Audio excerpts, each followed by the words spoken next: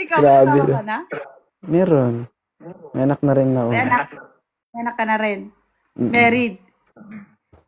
Kakasal pa lang. Wow, congrats. Parang nanghina ka ah. Hindi. Hindi, ina-adore ko yung mga taong gusto magpakasal. Kailan ko pa mag-ipon. Kahit na after 3 years, 5 years, maghihiwalay sila, ina-adore ko pa rin yung mga yun. Hindi, Mag-isip ka mabuti. gusto ko kasi pag kinasal ako yung naka-red carpet yung asawa ko from Capitol o from simbahan to bahay. Ganun. Talaga ba? Oo, kasi di ba imposible yun? Yung naka-red carpet yung asawa mo sa bahay, mula sa bahay hanggang simbahan? Yung si Cinderella? Bakit? Gusto ko gawing Cinderella yung asawa ko eh. Pwede naman yun. Pwede naman yun. Pero, Oh. Kaya ko yun. let's Alam mo kung bakit? Oh, bahay namin tapos simbahan. Oh, visit ka din. at least magka-red carpet. Pero, ang galing mo, no? Kahit maraming nagkakagusto sa'yo dito sa baba, parang nagiging honest ka na may asawa ka na. Hindi mo Diba? pwedeng itago. Yung iba kasi talaga, loyal yung mga yung lalaki, pero hindi naman sila faithful eh. Kung naa-attract, kunwari, married na sila, mag-asawa na sila, tapos nasa isang party sila, tapos na-attract sila sa isang babae, nagandahan, ganon. Tapos mag-aano yung mga yan, magiging single yung mga yan. Bakit? Naranasan ko na eh. Ikaw palang nakaranas eh. Ay, October. Ikaw palang nakaranas eh. Well, halos lahat din ng mga babae, hindi naman halos lahat. Mga lalaki din kasi, kayo din kasi, may problema din kasi kayo. Lahat tayo may problema. Hindi lang lalaki. Bakit? Kaya, Gusto mo mag-debate tayo dito? hindi. So, Sige, do you think lalaki lang yung may mali? Parang gusto nyo sabihin na lalaki lang yung may mali Huwag mo ah. ko umpisahan sa English. Ha? Huwag mo ko umpisahan sa English. O bakit? Sige. Do you think? Sa palagay mo, lalaki lang yung mali pagdating sa isang relasyon? Pare-pare. Kung naloko ka, kung naloko ka, wag mo isisi yan sa mga lalaki. Ha? Kasi hindi pare-parehas yung butas na pinanggagalingan ng lalaki. Hindi ko yan isinisisi. Oh. Alam nyo kasi, kung hindi kayo, may tawag dito, kung naaalagaan nyo lang ng tama ang mga babae, hindi rin yan mga yun magluloko. Magkaiba tayo ng pinagdaanan. I would like to respect your experience, but you need to respect my experience also. Okay? Kasi kung sa pag-aalaga lang, na-experience ko na yan. 'Di ba? Pinakain ko, binahay ko, lahat ng gusto binigay ko, pati negosyo. Pero bakit ipinagpalit ako at nagpakasal pa rin sa iba? Magkaiba tayo ng pinagdaanan, pero kailangan mo respetuhin yung pinagdaanan namin. Ha? Kasi kung naloko ka, naloko din ako. Ha? 6 years kaming magkasama pero nagawang magpakasal sa iba. Okay? So, hindi mo masasabi na kami lang may kasalanan. Randomly, magkaiba yung ugali ng isang tao, mapababae o lalaki. Gets? Okay. Kung naloko ka, pares tayo, naloko din ako. Pero, hindi natin kasi ma-centralize na babae lang o lalaki lang ang may kasalanan. Depende sa sitwasyon at sa experience mo. 'Di ba? Kaya kung galit ka sa lalaki, hindi ako sa ex, hindi, no.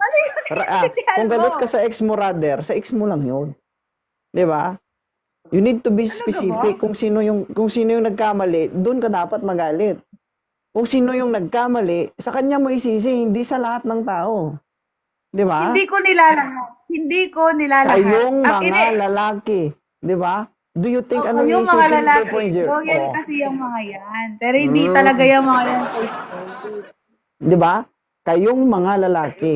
So, lahat, alam mo mama, KMD, okay? Lahat tayo, mapababae man o lalaki, ha? Prone tayo lahat sa temptation. Nasa'yo na yun kung kaya mong pigilan. Oo. 'Di ba? Naniniwala ko doon, oo. Pero mas matindi magsinungaling ang babae kaysa lalaki. Paano mo nasabi? kaya niyong magmahal kahit hindi niyo sabihin. Kaya niyong magkagusto sa isang lalaki na hindi alam ng partner niyo.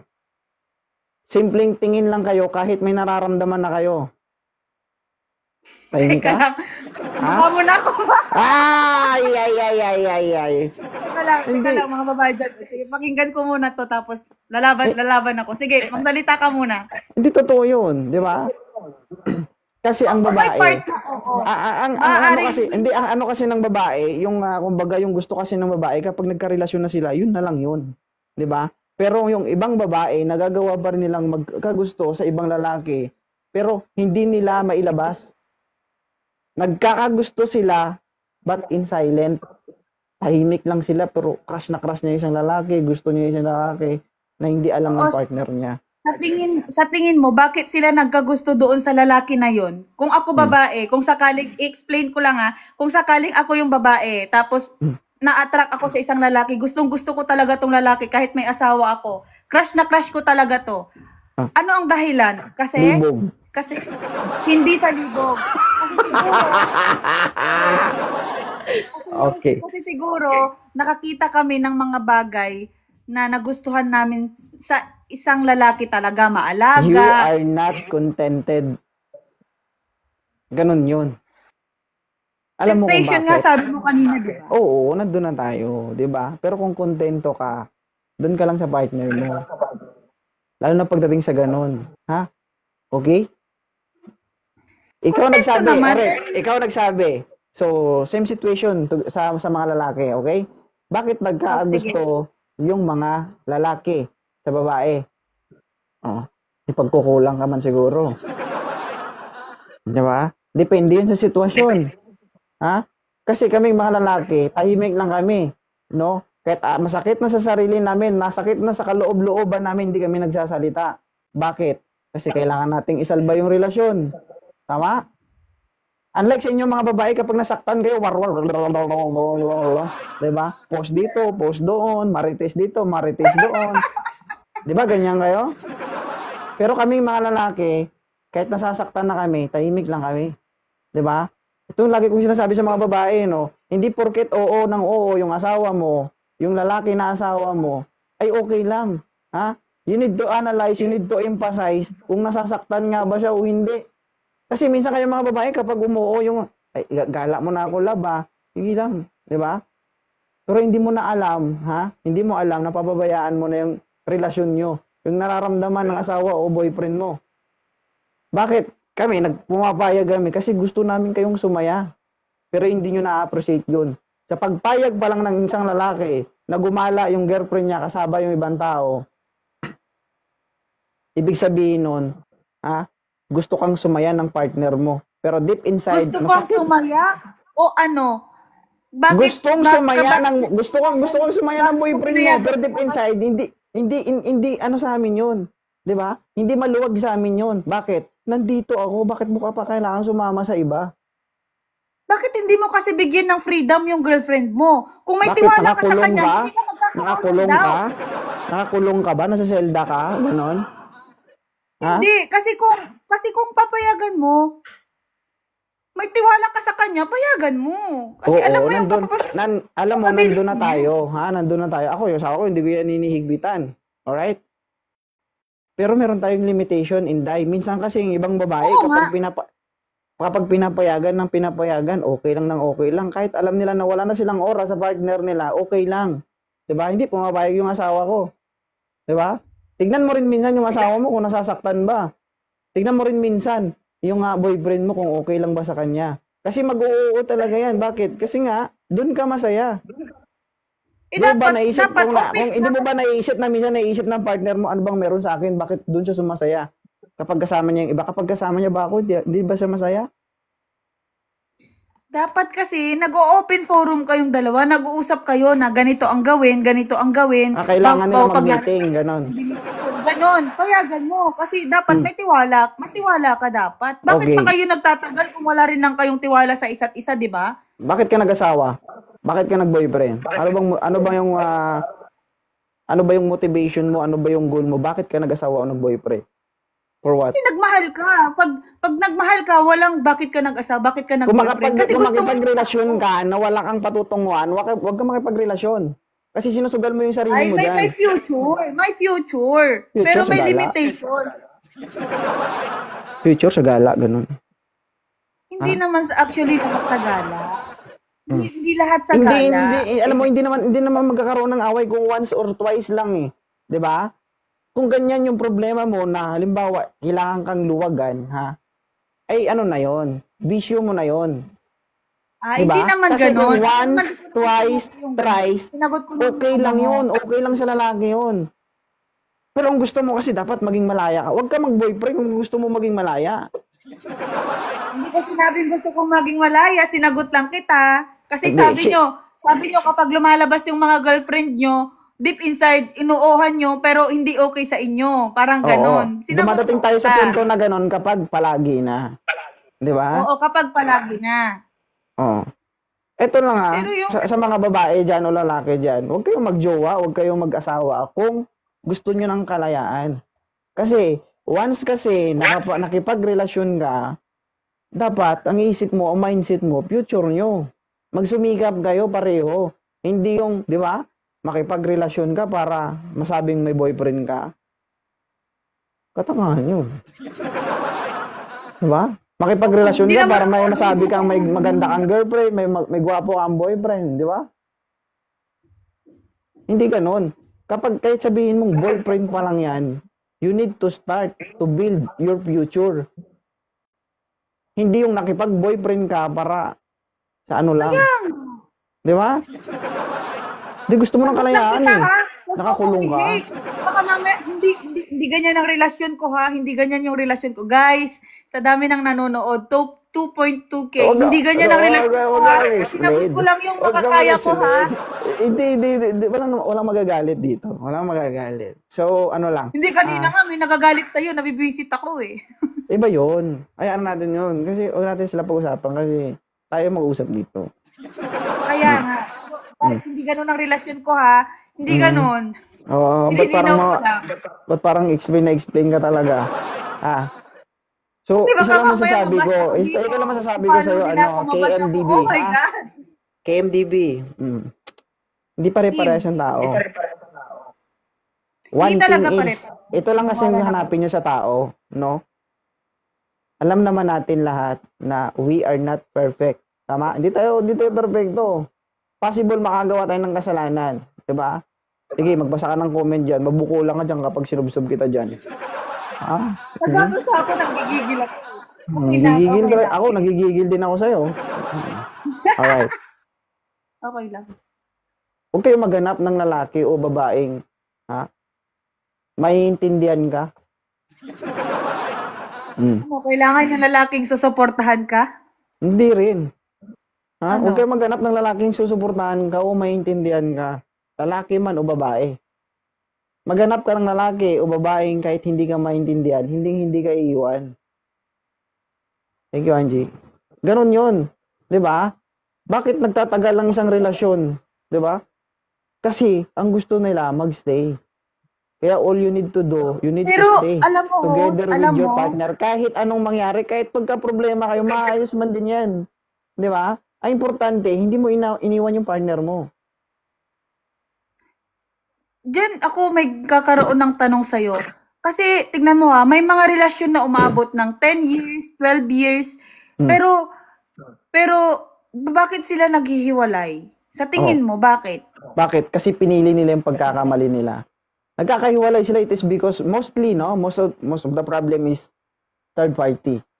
Nagkamali na sila, pero mas pinili pa nila yung pagkakamali nila, which is, may karapatan sila o meron pa silang oras na piliin yung tama. Ito naman, pangalawang tanong ko.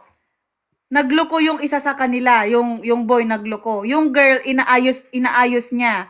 Willing siyang mag-start over. Pero bakit ayaw na ng lalaki? Yun nga yung mali. Yun yung mali. Nagkaroon siya ng pagkakamali, which is may oras pa na pwede pang ayusin. Mas pinili niya yung mali kaysa sa tama. 'Di ba? Natural na magkamali tayo. Tama? Oo. Kaya inaayos ng girl eh. Bakit? Kasi may second chance. 'Di ba? Kapag Bakit? kahit dumating tayo sa puntong magkamali tayo, piliin natin na ayusin yung problema natin. 'Di ba? Kasi hindi may tatama ng isang pagkakamali yung nagawa mong pagkakamali. Paano 'Di ba? pag one-sided lang yung gustong ayusin, yung isa ayaw na niya? Ay, ibig sabihin nun, kung wala ka nang Diba? Diba? Yun yung problema. Kaya, no, hindi. Kaya, as much as possible, kung ano yung hobby nyo ng partner mo, kung ano yung laging ginagawa nyo na ikakasaya nyo, o doon kayo sumasaya, no, you need to maintain that. Dapat, lagi kang may oras. Hindi man mahaba, pero may yung mga panahon at lalaki oras nanonood ka. pakinggan nyo tong sinasabi niya. Same yan sa babae. Parang lalaki lang tinatarget mo, ah. Ha? Pare-parehas tayo dito lahat, ha? Okay. Ako hindi ako bias dito. Hindi ako kampi sa Sige, babae, sige. hindi din ako kampi sa lalaki. Sinasabi ko nga, pare-parehas tayo lahat. Okay? Dapat pakinggan din to ng mga lalaki kasi yung yung mga lalaki talaga kailangan nila ng parang responsibility nilang alagaan yung mga babae. Hindi porket pag nagalit yung mga babae, magagalit din sila parang porket matagal na sila. Saka, alisin nyo yung alisin nyo yung theory nyo na sabihin nyo na kapag tama ako, tama ako. Kapag tama ka, tama pa rin ako. Which is wrong. Ako hindi ganun. Ha? Kapag mali ako, yumuyuko ako. Pero kapag tama ako, hindi ako nagpapatalo. Pero pag mali ako... Alam mo kapag may away, alam mo yung the best na solusyon dyan. Ano? Kung tama ka man o mali ka man, you need to say sorry. Kung ikaw yung nakakaintindi. Hindi ibig sabihin nag-say sorry ka, mali ka. Hindi ibig sabihin nag-say sorry ka, tama siya. Nag-say sorry ka dahil mahal mo siya at ayaw mong tumagal yung pag-aaway niyo. Ganon yun. So, kailangan lagi mong iintindihin yung partner mo kahit alam mong mali dahil sa kadahilanan na ikaw yung mas nakakaintindi? Hindi ba nila alam na nakaka-affect yun sa isip namin na parang alam mo yung mentalidad mo. Alam mo listen to me, okay? Yung mentalidad mo, Inday, mentalidad mo, Inday. Di ba kahit pag nag-say sorry ako, kahit tama siya, tama ako, ibig sabihin ba tama siya? No. Nag-say sorry lang ako para kumalma ang sitwasyon. Pero kailangan pa rin ng pag-uusap yun. Okay lang yan, host, kapag 1 beses hanggang 5 beses. Pero kung paulit-ulit, nakakapagod din, host. Promise. Hindi. Yung lagi ka na lang mag-iintindi, lagi ka na lang agad sa isip mo, galit. Nakakapagod yun. Ang umiiral agad sa isip mo, galit. No. Pag say sorry, hindi naman ibig sabihin nun, tinotolerate natin sila eh. Kapag nag-say sorry ka at kumalma kayong dalawa, may kaakibat na pag-uusap yun. At doon mo na sabihin sa kanya lahat ng gusto mong sabihin. Di ba? Ayaw mo tumigil, tumingin sa baba? Ha? May bukol ka dyan mamaya. Dalawa lang tayo dito, ha? Gusto mo maghanap ka ng kakampi? Nakawala yung isip ko. Kaya na ako makasagot na. Kalma ka lang. Sus madre. 75 lang average ko, ah. Hindi, totoo naman. Tama yun. Tama yung sinabi mo, host. 100%. Kasi pagkatapos ng away nyo, kapag kumalma kayong dalawa, ngayon, yung babae, yung nag-sorry na sinasabi mo, na nakaintindi, ngayon, kakausapin niya kapag makalma na, ngayon. Pero kung sinasabi ko, kung paulit-ulit na ganun ang na walang pagbabago. Try mo muna. Ay, nagja-jump ka agad sa conclusion eh. Di ba? Try to solve the problem. Try to apply kung ano yung sinabi ko. Ha? Kung ano yung magiging resulta. Bakit? Kasi kapag nag-away kayo at nag-say sorry ka, kahit tama ka, at kumalma kayong dalawa, no, sinabi mo lahat, no, mahal, wag naman sana ganun. Ano ba nasasaktan ako? Makukuha mo yung tamang respeto ng partner mo. Hindi yung kapag bullshit. Diba? Imbis na magkakaayos kayong dalawa, mas lalo kayong mag-iinit. Diba? Kasi parehas kayong galit. Hindi ko yan relasyon, ha? Debate lang natin yan, ha? Hindi ko yan relasyon, ha? Wag kang Hindi sa'yo yun, hindi sa akin yun. Para sa lahat, oh. 'Di ba? Kaya, Try to apply, ha? Kapag galit ka, sorry na. Din kapag okay yung na ako, ha? post, Kapag hanap ka muna, Chimbo, kausapin mo muna siya. Then post, explain mo sa kanya kung yung anong galit nangyari, pero kung ano yung tahimik lang. side mo para mapatunayan mong tama ka. Oh, then i-observe mo yung partner mo kung ano yung sasabihin niya sa'yo.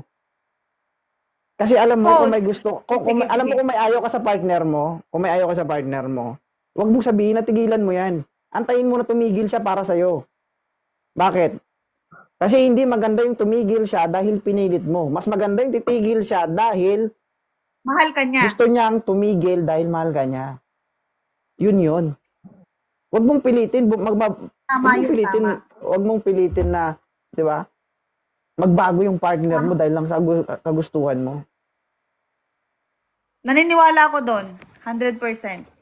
Mm. Tapos Diba? isa pa yung tanong ko, yung galit na galit, Mm. parang galit na galit, pero tahimik lang. Hindi, ayaw No. niyang sabihin yung galit niya. Yung parang nag-aaway kayo, yung isa daldal ng daldal, pero yung isa tahimik lang. Or may hindi siya nagustuhan sa partner niya, pero tahimik lang siya, pero galit siya. Nakikita mo yun, hindi dahil nagsasalita siya, sa actions niya. Hindi. Kasi halimbawa kung ako, asawa kita, ganyan yung attitude mo, 'di ba? Naglalag ka ba? Hindi. Oh, malapit ka na masubsob diyan. Ha? Okay? Siya pa. Okay. Ang sinasabi mo, kapag galit yung partner mo, lalo na yung babae, hindi nagsasalita, no? Ikaw, being a partner, you are a irresponsible, no? Na kailangan mo, dapat mapansin mo yun. Di ba? Oo nga, napapansin nga, pero parang Eh, hinahayaan na lang kasi ayaw niya magsalita ganun. hindi. Responsable ka dapat doon. Nakausapin mo yung partner mo, bakit nagkaganon. Kapag nanahimik yung partner mo at hindi nagsasalita, may problema yon. Kasi ganun yung asawa ko. Hindi yan magagalit. Tatahimik yan. Oo, Tatan- yun nga din ako Tapos, Tatahimik yan. Kapag nangyari yon, ibig sabihin may problema. Dapat, ikaw bilang babae o lalaki, tanungin mo yung partner mo, bakit ano bang problema? Bakit ganyan ka? 'Di ba? O kapag may sinabi siya, try to explain kung ano yung side mo. 'Di ba? Para maintindihan niya. Nang sa ganun, maalis niya yung nararamdaman o sakit na nararamdaman niya. Dapat ganun. Ah? Hindi yung, alam mo sabagay. na, tumatawag ngayon sa'yo, tapos galit na, oh. Sumasagot nga ng video call, pero hindi nagsasalita. Kasi yung based on experience ko naman, kung nanahimik na siya, galit siya sa akin, nananahimik din ako. Hindi niya ako kinakausapin, hindi rin kita kakausapin. Kasi kailangan, Isa lang ibig sabihin nun. Hi, sweet Monica. Isa lang ibig sabihin nun. Alam mo kung ano kayo? Paras kayong ma-pride. Dapat sa inyo ilaba. Yun. Yun, 100% pride yun, pride. Yun naman, nangyari din sa akin yun ilang beses na. Yun akin yun, pero yung mga kaninang topic natin, hindi akin yun Mm-mm. So, ganun pala yung ugali mo, ma-pride ka. Kasi pwede naman pag-usapan pwede naman nating pag-usapan ng maayos Huwag ka naman nahimik. Mm. Tahimik siya, tapos di kami nag-uusap, tapos parang invisible ako sa paningin niya, ganun. Ganon. Ano lang, tawag dito, kapag ganun naman, kayo, hindi, normal lang na maganon ka, pero wag sobra. Ha? Kasi alam mo kaming mga lalaki kasi, alam naman natin, no, nabihira yung babae na malambing. Which is, lalaki talaga yung malambing pagdating sa isang relasyon. Tama? Mas dominant, no? Mas dominant o mas marami yung lalaking mas malambing kaysa sa babae. Okay? So, kaming mga babae, may isip din kami, may puso din kami. Tama? Ibig sabihin, may nararamdaman kami. Hindi pwedeng kayo lang lagi lambingin, maglambing din kayo. Ha? Oh, against ka? Hindi. Hindi. Tama naman yun. Oo. Oh. Tama naman yun. Hindi. Kasi, diba? yan ba yung sinasabi na, alam mo kasi, yung tao napapagod din. So, wag niyong antayin na mapagod yung partner niyo. Lahat talaga ng tao napapagod. Kasi sabi ko lang, inulit mo. Ha? Ang sabi ko doon, Nakakapagod. ang gusto ko lang ipaintindi sa'yo, no? Hindi sa lahat ng pagkakataon, kami ang maglalambing. Ha? Dapat maglambing din kayo. Okay? Malambing. Mali. Sa akin, pag galit yung asawa ko, galit kang. Hanggang sa mapagod, pagkatapos tulog. Pagkagising lang na, love you. Okay kaya. Tapos ano yun? Pag kami nag-aaway kami ng boyfriend ko, tapos nag-away kami, no? Tapos after 2 days naging okay na kami. Kinabukasan, alam mo yung parang bagong relasyon pa rin kami. Parang ang hirap ibalik yung nakaraan na na dapat, bonding. oo. Mahirap, mahirap pa ganun. Pero ako kasi kapag galit yung asawa ko, nagiging corny ako eh. Oo. Okay. I'm 32 years old, pero kahit maging corny ako, ginagawa ko para mapangiti yung asawa ko. Ganun yung ginagawa Ilang ko. taon na kayo ng asawa mo? 4 years. Bakit? At least may bayag, ako. Sa akin, ano lang yan. By word lang yun sa akin. Sinabi ko lang naman sa asawa ko, gusto kita. Kung gusto mo ko, gusto kita maging girlfriend. Kung ayaw mo sa akin, edi wag, hindi kita i-chat, bablock kita. So, bakit pa kita i-chat kung ayaw mo sa akin? Di ba? Mag-aaksaya ako ng panahon, mag-aaksaya ako ng load. Kung ayaw mo lang din naman pala sa akin. So, you need Grabe to decide. naman yan. Oh, that is a reality. Totoo yan. Kasi nagkakilala kami ng asawa ko, may day lang. So, in-stalk niya ako, nag-heart me siya sa my day ko. Stalk ka na niya, baka nanonood yung asawa mo dito. Ate, Nandyan sa in-stalk mo ba to? Kahit tanungin mo pa, nandyan sa baba yung asawa ko. True story yan. Sinabi ko talaga sa kanya yan. Okay? Niligawan ko yung asawa ko, from 1 p.m. to 1 a.m. So hanggang, sabi ko sa kanya, kung sakali ba liligawan kita, magugustuhan mo ba ako? Siya makasagot. Sabi ko, kasi kung ayaw mo, titigil ko na yung pag-chat sa'yo. Kasi kung ayaw mo, ibablock kita. Bakit kita i-chat kung hindi mo lang din naman pala ako gusto? Wala siyang choice, Day. Oo. Siguro mga 5 minutes, mga 5 minutes siya, mga 5 minutes siya nag-reply sa akin. So, nag-reply siya na oo. Nangligaw ka by force? Hindi yun by force. Makatotohanan lang ako. Ito nangyari. Sabihin ko sa'yo Hindi, after 5 minutes, nag-reply, no? Sabi ko, gusto mo rin ako. Sabi niya, oo, gusto din kita. Sabi ko, edi tayo na. Basic. Naging kami na. So, after a month, dahil hindi ako makaalis dahil COVID, sabi ko, punta ka sa akin. No? Kapag may nangyari sa atin, ibabahay kita. Paninindigan kita. Ay, wala siyang magawa, oy. Pagpunta sa akin, suwak agad, oy. Hindi, totoo yan. Ito yung nangyari. Nung naging kami na, pinaalam ko yun sa parents niya, online. Sir, may trabaho po ako, sabi ko. Hindi po ako makakaalis because I am a public servant. Okay? Gusto ko pong ipaalam yung anak nyo na papuntahin sa akin. Kapag nawala yung anak nyo, ako yung hanapin nyo. Ito ID ko, live birth ko, ito yung trabaho ko. Kapag nawala yung anak nyo, ako po hanapin nyo. Pumayag. Online yun, Day, Ano? Wala boses, ay. Wala boses! COVID yun ba? COVID? Nung COVID. Pumayag yung parents niya. Sa awa ng Diyos, pagpunta niya sa akin, no? After 3 to 4 months, pumunta siya sa akin, mag-isa lang. Pag-uwiin sa kanila, 2 na sila. Buntis na siya. Ano ba? Kasi nalipat ako ng trabaho. Nalipat ako ngayon. Galing ako ng Zambales, pumunta ako ng Maynila. Sabi ko, lilipat na ako ng Maynila. Uwi ka muna sa inyo. Kung ako wala akong bayag, hindi ko siya sinundan sa Davao. Pinuntahan ko sa kanila, hindi ko alam yung bahay niya. First time Mag-isa ko ka lang. Mag-isa ko lang. Ha? Ang layo-layo ng bahay nila, Sus Maria. Pero nagpakita ako sa pamilya niya. Basic. Kasi, tapos ngayon, nasa bahay ko na. Oh, habang nasa Davao kami, inunti-unti ko yung bahay ko. Kumuha ako ng lupa, nagpatayo ako ng bahay. Nung okay na yung bahay ko, ma, pa, iuwi ko na yung anak nyo, dalhin ko na sa amin. Pumayag. Oo.